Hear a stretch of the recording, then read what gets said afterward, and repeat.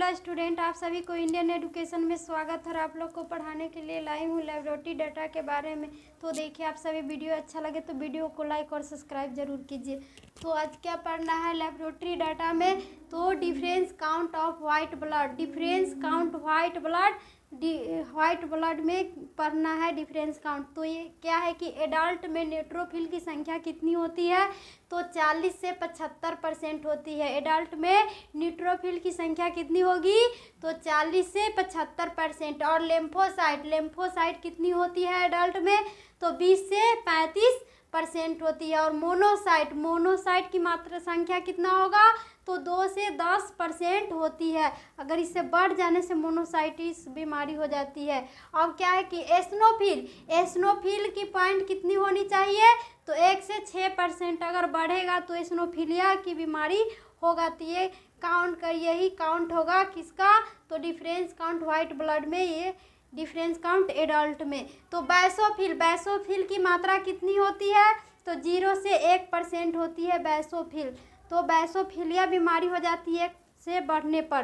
तो हीमोग्लोबिन की मात्रा क्या होगी GM% में, तो मेन में क्या होगा, तो 13 से 18। और ओमेन में कितना होगा, तो 11 से 16% होती है ओमेन में। और चिल्ड्रन में कितना होगा, तो 11 से 15 होगा। इन्फेंटस में कितना होगा, तो 13 से 19 होगा हीमोग्लोबिन की मात्रा। अब ESR की मात्रा क्या है, तो इसके बारे में जानना है। इरिथ्रोसाइट सेडिमेंटरी रेट की मात्रा क्या होगा, वेस्टग्रैंड मेथड।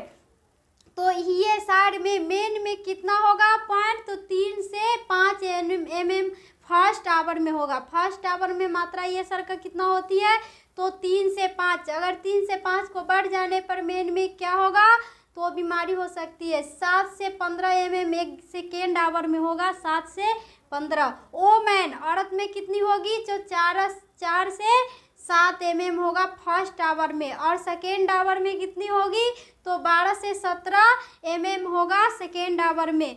तो प्लेटलेटस सेल के बढ़ जाने से कितना पॉइंट की संख्या होती है, तो 2 लाख होती है प्लेटलेट की संख्या बढ़ने पर। तो 2 लाख से 3,50,000 ये कम सेंटीमीटर में होगा प्लेटलेटस हो जाने पर, इसकी इतनी मात्रा होती है। तो रेटिकुलोसाइटस में कितना होगा परसेंटेज, तो 0 से 2% होती है। तो PCV packed cell volume, PCV men में कितनी होगी, तो ये 40 से 50% होती है। पैक्ड सेल वॉल्यूम की मात्रा होगा कितनी, तो 40 से 55%। ओमेन में औरत में कितनी होगी पैक्ड सेल वॉल्यूम का मात्रा, तो 35 से 45% होती है। और MCV मेन कार्पस्कुलर वॉल्यूम में कितना होगा, तो 75 से 96% क्यूबिक माइक्रोन्स होता है। इसकी पॉइंट MCV रहने पर कितनी पॉइंट होगा,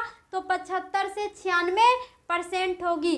तो MCHC main corpuscular haemoglobin corpuscular की मात्रा कितनी होगी, तो 30 से 35% होती है।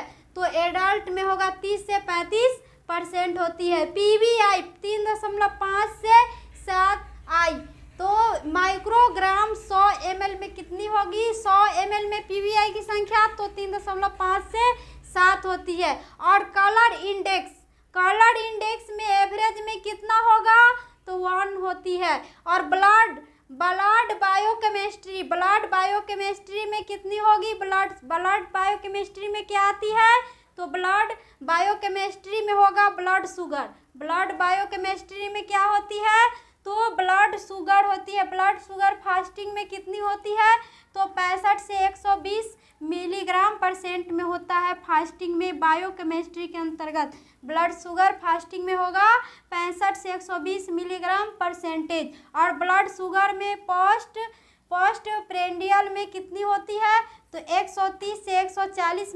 mg% होता है ब्लड शुगर का पोस्ट में होगा। और सेरम कोलेस्ट्रॉल की सेरम में मात्रा कितनी होती है, तो 250 मिलीग्राम, 125 से 250 मिलीग्राम होगा। तो कोलेस्ट्रॉल बढ़ जाने पर 125 से बीमारी होगा, घटने पर कोलेस्ट्रेलिया हो जाती है।